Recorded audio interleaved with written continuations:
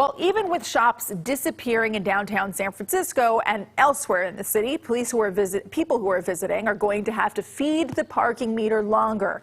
The city is planning to extend parking meter hours. The MTA says they have to bridge a budget gap and prevent muni service cuts. MTA also insists it'll be good for businesses.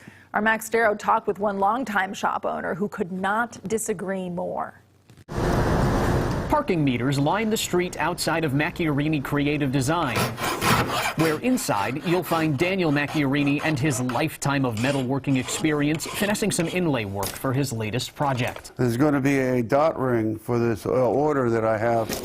His family has been in business in North Beach since the 1940s. He has a vested interest in his neighborhood and in San Francisco, which is why he's concerned about the SFMTA's plan to extend parking meter hours across the city to 10 p.m.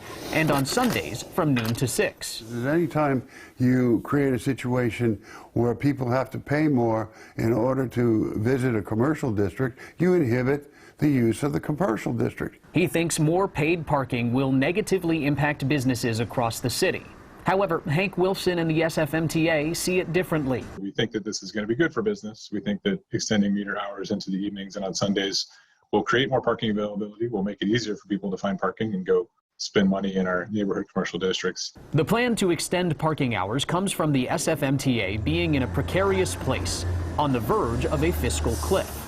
It's extremely important that we generate revenue in any way we can. This SFMTA is facing a $130 million annual budget deficit starting in fiscal year 2025, which is July 1 of 2024. The SFMTA anticipates the extended parking hours plus the additional citations that would occur as a result of the change would generate around $18.5 million a year. It's several muni lines that we're talking about being able to save.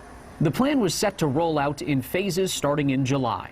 That was until the San Francisco Board of Supervisors unanimously called for an economic impact study that Board President Aaron Peskin says should be done in September. The San Francisco Board of Supervisors is actually taking the appropriate steps to ensure that this makes sense.